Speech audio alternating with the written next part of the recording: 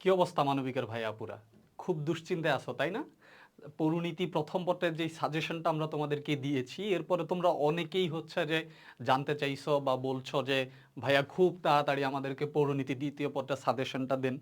তো যেই কথা সেই কাজ, আমরা তোমাদের জন্য হচ্ছে কি পৌরনীতি দ্বিতীয় পত্রের যেই সাজেশন সেটাও নিয়ে এসেছি। আশা করি প্রথম পত্রের সাজেশনটা তোমাদের যেমন ভালো লেগেছে, দ্বিতীয় পত্রের সাজেশনটাও তোমাদের কি অনেক বেশি ভালো লাগবে, এবং তোমরা নিশ্চিত থাকো 100% এই সাজেশন থেকে তুমি সৃজনশীল 7টা সৃজনশীল মিনিমাম লিখে আসতে পারবা, কারণ তোমার 7টাই লিখতে হবে এবং 7টা তোমার মিনিমাম কমন পড়বেই এই সাজেশন থেকে। হ্যাঁ, তো প্রতিবারই বলি তোমাদেরকে যে এই পরিণীতি থেকে A+ তোলা খুবই সহজ। শুধু প্রয়োজন কি মনোযোগ, শুধু প্রয়োজন কি মনোযোগ। যদি তুমি মনোযোগ দিয়ে পড়ো তাহলে পরিণীতি থেকে কি সাজেশন পাবা, সর্বোচ্চ কমন তুমি এই পরিণীতি থেকে কি কমন পাবা। ওকে, এখন তোমার দেখো, তোমার এই যে পরিণীতি, তুমি জানো পরিণীতিতে টোটাল হচ্ছে তোমার 10টা অধ্যায়। কয়টা অধ্যায়? 10টা অধ্যায়। তোমার সৃজনশীল হচ্ছে যে অ্যান্সার করতে হবে 60টা, এবং তোমার এমসিকিউ হচ্ছে যে 30টা, অর্থাৎ 30 মার্কস। টোটাল হচ্ছে যে তোমার কত? 100 মার্কসের একটা এক্সাম হবে, 100 মার্কসের একটা কি হবে? এক্সাম হবে। তার মানে তোমার মাত্র 7টা সৃজনশীল কমন হইলেই চলে, পুরো 10টা অধ্যায় তোমার পড়ার কি প্রয়োজন নাই। তবে একটা জিনিস তোমাদেরকে বলি, এইটা হচ্ছে যে ক্লু, আমরা সাজেশন তৈরি করার সময়ও যেটা আমাদেরকে হেল্প করে। তোমার পরীক্ষার খাতায় সৃজনশীল আসবে, কিন্তু প্রশ্নে কিন্তু সৃজনশীল থাকবে 11টা। কয়টা? 11টা। অধ্যায় আছে এখানে কয়টা? 10টা। তার মানে কোনো না কোনো অধ্যায় থেকে তুমি 2টা সৃজনশীল তারা তোমাকে দিতেই হবে, যদি 11টা সৃজনশীল তাদেরকে মিলাইতে হয়। তার বাহিরে প্রত্যেকটা অধ্যায় থেকে কিন্তু প্রশ্ন আসে না। দেখা গেছে এখান থেকে একটা অধ্যায় অবশ্যই মিস যাবে যেখান থেকে প্রশ্ন আসে নাই। ওকে, তার মানে তুমি শিওর থাকতে পারো একটা বা দুইটা অধ্যায় থেকে তুমি দুটো করে সৃজনশীল কমন পাবা এই অধ্যায় থেকে। ক্লিয়ার? এখন তুমি তো সৃজনশীলের জন্য 5টা 6টা অধ্যায় কি কমপ্লিট করবা, বা 7টা অধ্যায় সর্বোচ্চ কি করবা? পড়বা। বাকি এমসিকিউর জন্য তুমি কি করবে সেই সাজেশনটা আমি তোমাদেরকে দেই। যখন তুমি 7টা অধ্যায় ভালো করে পড়ে ফেলবা সৃজনশীলের জন্য, তখন তোমার এই 7টা অধ্যায় থেকে এমসিকিউ আসলে আটকাবে না, আটকাতে পারবে না কেউ, তাই না? বাকি অধ্যায়গুলো তুমি কি করবে? তখন তুমি বোর্ড এমসিকিউ গুলা, টেস্ট পেপারের এমসিকিউ গুলা, বইয়ের পিছনে থাকা যে এমসিকিউ গুলা, সেইগুলার দিকে তুমি নজর দিবা। দেখবা তখন ওই বাকি 3টা অধ্যায় থেকেও তোমার এমসিকিউ গুলো কমন চলে আসবে। ওকে, তাহলে চলো এখন হচ্ছে যে আমরা কি একটা ফাইনাল সাজেশনে চলে যাই যে কোন কোন অধ্যায় আসলে তোমার পড়তে হবে। তার আগে বলি দেই, এই যে 7টা বা 6টা অধ্যায় আমি তোমাকে পড়ার জন্য বলবো, এই প্রতিটা অধ্যায়ের কিন্তু ইতিমধ্যে আমরা হচ্ছে কি লেকচার রেডি করে রেখেছি। ঠিক আছে? তুমি যদি খুবই প্রিপারেশন তোমার খুবই খারাপ হয়, তাহলে ভাইয়াদেরকে নক দিতে পারো। তুমি অবশ্যই এই ভিডিওগুলো দেখে পরিণীতি প্রথম পত্র এবং দ্বিতীয় পত্র দুটাতেই ভালো করতে পারবে। ক্লিয়ার? আচ্ছা, এখন চলে যাই সাজেশন। এই সাজেশন থেকে সম্পূর্ণ কমন পাবা তোমরা, এইটা নিশ্চিত থাকতে পারো।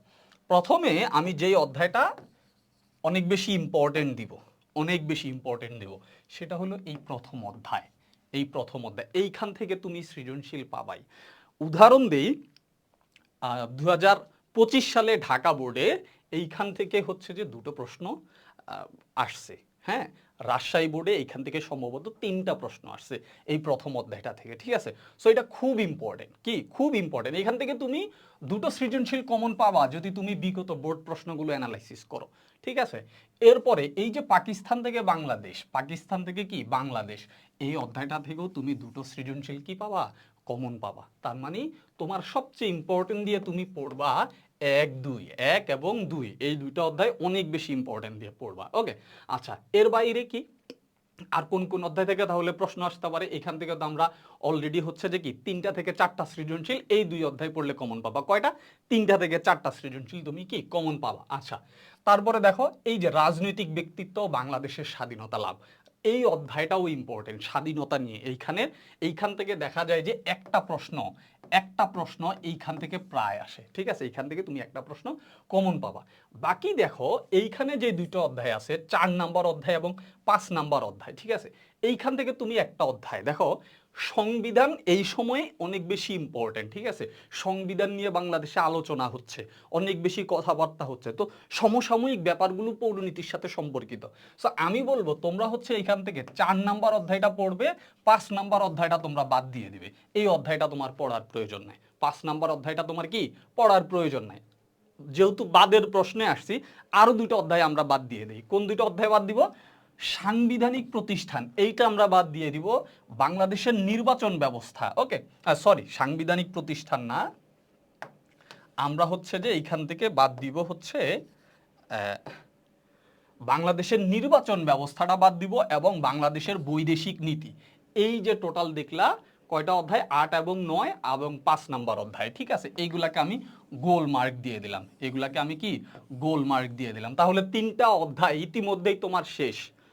তার মানে তুমি যদি এইখান থেকে 70% পড়াশোনা করো, কত পার্সেন্ট, মাত্র 70%, 30% কমে গেছে, তাহলে তুমি মনে রাখবা 10টার মতো সৃজনশীল তুমি এখান থেকে কমন পাবা। কয়টা থেকে, এই 7টা পড়লেই তুমি 9টা থেকে 10টা সৃজনশীল প্রশ্ন কমন পাবা, শিওর 9টা মাস্ট কমন পাবা এই এই 3টা অধ্যায় বাদ দিয়ে বাকি অধ্যায়গুলো যদি তুমি পড়ো। ক্লিয়ার? আচ্ছা, তাহলে এর বাইরে আর কি রইলো তোমার 6 নাম্বার স্থানীয় শাসন এবং হচ্ছে যে সাংবিধানিক প্রতিষ্ঠান। এই স্থানীয় শাসনটাও একটু বেশি ইম্পর্টেন্ট দিয়ে পড়বা, স্থানীয় শাসনটাও কি করবা একটু বেশি ইম্পর্টেন্ট দিয়ে পড়বা। আর বাকি রইলো তোমার অধ্যায় নাম্বার 10, হ্যাঁ বাকি রইলো কি তোমার অধ্যায় নাম্বার 10। এইখান থেকে একটা সৃজনশীল প্রশ্ন তুমি কমন পাবাই পাবা, একটা সৃজনশীল প্রশ্ন তুমি কমন পাবাই পাবা। এখন দেখো, তাহলে আমি তোমাদেরকে কয়টা অধ্যায় পড়ার জন্য বললাম? আমি বললাম যে তোমরা পড়বে অধ্যায় নাম্বার 1, অধ্যায় নাম্বার 2, অধ্যায় নাম্বার 3, অধ্যায় নাম্বার 4, ঠিক আছে। এই 4-এর পরে আমি 5 বাদ দিয়ে দিছি তোমাদেরকে, বললাম অধ্যায় নাম্বার 6 পড়বা, হ্যাঁ অধ্যায় নাম্বার কত পড়বা 7 পড়বা, আর এইখানে আবার ভিতরে 2টা 8 এবং 9 পরপর বাদ অধ্যায় নাম্বার 10 পড়বা, ঠিক আছে। এগুলো পড়লে তুমি মনে রাখবা তোমার 9টা থেকে 10টা সৃজনশীল প্রশ্ন তুমি কমন পাবাই, ঠিক আছে। এখন যার শুধুমাত্র 7টা সৃজনশীল দরকার, ঠিক আছে, আরো ভাইয়া আরো ছোট করে দেন, ঠিক আছে, আরো ছোট করে দেন, এইটা যদি বলো তাহলে আমি তোমাদেরকে বলবো যে তুমি এইখান থেকে একটা অধ্যায় বাদ দিতে পারো। এখন বলবা যে ভাইয়া তাহলে কোন অধ্যায়টা আমি বাদ দিয়ে দিতে পারি? চাইলে তুমি 7 নাম্বার অধ্যায়টা বাদ দিয়া যদি তুমি পড়ো 1, 2, 3, 4, 6 এবং 10, তাহলেও তুমি অর্থাৎ এই 60% পড়াও যদি তুমি কমন করো, কমন করে পড়ো, তাইলেও তোমার 7টা সৃজনশীল থাকবে, ঠিক আছে। তো আমি বলবো যে কোনো সংকীর্ণতায় থাকবে না পরীক্ষার হলে, তোমার হাতে যাতে অপশন থাকে সেজন্য তুমি 1, 2, 3, 4, 6, 7 এবং 10 এই অধ্যায়গুলো শেষ করবে এবং এমসিকিউর জন্য কি করবে সেটাও ইতিমধ্যে তোমাদেরকে বলেছি। আর যাদের এখন এই অধ্যায়গুলো নিয়ে অনেক বেশি কনফিউশন যে ভাই বুঝতেছি না, পারতেছি না, পরীক্ষা সামনে, দুশ্চিন্তার কোনো কারণ নাই, আমাদের অলরেডি এই কোর্সটা রেডি করা আছে। পৌরনীতিতে A+ নিশ্চিত করতে চাইলে তুমি আমাদেরকে নক দিতে পারো, আশা করি তুমি পৌরনীতি পরীক্ষায় ভালো করবে। তো এই হলো তোমার ফাইনাল সাজেশন। লাস্ট বললাম বাদ দিবে 5 নাম্বার, 8 নাম্বার এবং 9 নাম্বার, এই 3টা বাদ দিবে। আর যারা একবারে 9-10টা সৃজনশীল কমন পাইতে চাও তারা এগুলা পড়বে, যারা 6টা সৃজনশীল কমন পাইতে চাও তারা এখান থেকে 7টা বাদ দিয়ে দিবে, ঠিক আছে। তো এই হলো ওভারঅল তোমাদের পৌরনীতির সাজেশন।